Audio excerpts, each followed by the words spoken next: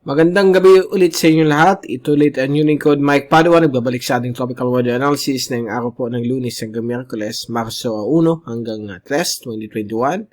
At ito po ang Tagalog version ay pinaglilingkod sa inyo ng Typhoon 2000. Umpisa natin ang update. Ito po ang latest GovSat. Simulan na yung araw ng Lunes, unang araw po ng buwan ng Marso. Papasok na po tayo sa katapusan ng buwan ng Amihan dahil po pag ganitong Marso ay last hurrah na po ito ng hanging amihan, but sa kasalukuyan nakabreak po siya at medyo magiging limited na lamang po siya doon sa extreme northern parts of Luzon hanggang March 10 sa nakikita natin sa ating latest forecast for the next 1 to 2 weeks base po sa mga computer models. So ito po yung GovSat kaninang alas 2 ng hapon hanggang bukas po ito.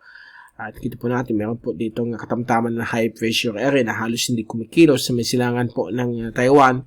Ito po ay mag-generate po ng easterly surface wind flow sa may silangan bahagi po ng ating bansa. Especially po dito sa may Cagayan Valley region at Aurora Province kasama din po dyan. Ganun din po sa may area po ng Eastern Visayas at sa isla po ng Palawan. So, inasahan po dito may mga padaan po ng mga cloudiness na may mga paulan at may pagkulog at pagkidlat. Okay, samantala, wala naman pong ibang weather systems na nakaka-apekto sa ating bansa. Magiging katamtaman po ang lagay ng panahon, mainit at medyo hindi na po masyado lumalamig ang ating panahon kahit na sa gabi. Ang lowest temperature po, average po, nasa 23 to 24 na lamang. At yung pagdating po ng tanghali at hapon ay medyo mainit na po na yun. Umabot po ng 32 degrees ang antas ng sentigrado. At yung heat index ay pumapalo po ng 39 hanggang 40 degrees centigrade. Yan po yung nafe-feel ng ating katawan. So, mag-inom lamang po ng fluids, lots of water, para po hindi tayo dehydrated. Okay? Lagi dapat tayong hydrated para hindi tayo mag-collapse kapag sobrang init po, lalo na sa tanghali po. Samantala, sa kadimugan bagi po ng Palawan, meron po tayo dito ng surface trough. Wala naman po tayo nakikitang low pressure area or potential na bagyo na mag-form sa loob ng 2 linggo base po sa mga computer models. Meron po tayo dito nagde-develop po na developing frontal system at frontal system din po dito sa may bahagi po ng Korea. At kasama po yung cold front po, nakaka-affecto pa rin po sa bahagi po ng Southern China. So, dito po, medyo malamig pa rin po ang panahon. At dito po sa Pilipinas ay unti-unti na po tayong pupunta sa hot dry season from cool dry season. So, ito yung time na usually pagdating po ng spring equinox, yan po yung equal day and equal night. Yung number of daytime and nighttime ay magiging equal. So, mangyayari po yan. Diyan na rin po matatapos po yung hanging amihan, usually mga last week of March.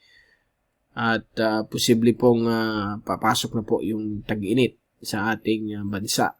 Okay, yan po yung summer na tinatawag natin. Pero in technical term, ang tawag po natin dyan is hot dry season. So, may mga ulan pa rin tayo inaasahan kahit na dry season dahil po sa prevailing La Nina. Gaya na yun, wala naman na amihan pero may mga ulan po tayo nakikita sa iba't ibang bahagi po ng ating bansa dahil po sa easterlies na pinapalakas po ng La Nina. Okay, so yan po ating GovSat. Ito yung fast animation. So yan po yung mga localized thunderstorms sa mga isolated areas ng ating bansa. Titingnan natin yan dito po sa zoom in satellite animation. So kita po natin for the past 6 hours. Ito po yung mga thunderstorms sa may silangan bahagi po ng Cagayan Valley. Pagdating ng hapon, dyan po, mayroon po mga localized thunderstorms na nabubuo dito po sa may Cordillera at Benguet Mountains. Kasama po ang Benguet, La Union, ibang portion po ng Ilocos region. May mga possible thunderstorms po doon po ng localized heating at convection. Okay? Na nagkakos po niyan dahil po sa panahon na yun, meron tayong La Nina kaya dapat wala po. Pero may La Nina kaya may mga ulan po tayong na kakanasan. Dito rin po sa may Eastern Visayas, nakaka-extend po sa may Northern Cebu. At yun din po dito sa may area po ng Palawan. May mga localized thunderstorms na nagpapaulan po dito sa bahagi nito ng ating bansa. The rest of the archipelago, gaya po ng Kabikulan ay napakaganda po. Less clouds, sobrang blue skies. At medyo katamtaman lamang po ang hangin at sobrang init po ang nakanasan natin. Now, punta naman na natin itong ating rainfall accumulation sa loob ng 3 araw. Simula na yung araw na ito ng Lunes hanggang Miyerkules. Inaasahan po may mga localized thunderstorms po dahil po sa easterlies at local convection ay pwedeng makanasan po sa pili-piling lugar po ng Northern at Central Luzon, lalo na po dito sa may area po ng Isabela, at dito rin sa may Ifugao, Mountain Province, at sa may Aurora area. May mga possible po mga thunderstorms po.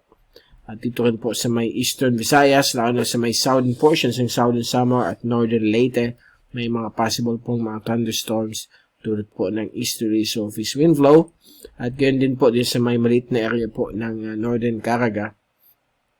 So, ito po ay forecast. So, mag-expect po tayo na may mga possible na ulan. Nasa 70% naman po ang accuracy niyan. At kung titingnan natin yung ating wind forecast for the next 3 days ay manatili pong easterlies po ang malaking bahagi po ng ating bansa. So, bukas ng hapon, yan po, kita po natin. May easterly to northeasterly southeast trade winds na naka-affecto po. But generally speaking, easterly southeast wind flow po yan. At pagdating po ng Wednesday, meron po tayong surge ng bagong surge ng amihan. At subalit ito po ay limited lamang dito sa may dulong hilagang Luzon, na sa may Batanes, Babuing Cubo Islands, at sa mga northern coastal areas po ng Ilocos Norte at Cagayan Province. At yan po ay magpe-persist lang po for the next 48 hours. At pagdating po ng late Wednesday ay babalik na po sa easterlies ang hangin po dito sa ating bansa. Kasama po ang extreme northern Luzon. At so far, wala naman pong pinapakita na malakas na amihan na bababa po dito sa ating lugar. Sa Kabikunan, Visayas, Central at Southern Luzon, kasama po ang Mindanao for the next 2 weeks. At may possibility na baka bumalik na naman yung amihan next week, Monday, yan po, March 8, okay, 9, and 10, may possible po na either amihan po siya or easterly southeast wind flow. So, malalaman po natin yan pagdating po ng Monday next week kung ano magiging forecast nitong another surge ng amihan, pero medyo mahina lang po. Medyo may similarity po sa pagdating po ng another amihan for the next 2 days na baka limited lang po siya sa may area po ng extreme northern Luzon. Okay, so far yan po ang ating latest at babalik ulit tayo sa Wednesday upang bigay sa inyo ang ating panahon sa Pilipinas. At mula sa Typhoon 2000, ito si Mike Padong papaalam. Mag-iingat po tayong lahat. #Weatherwiser at maraming salamat po sa pagpunod niyo sa ating channel.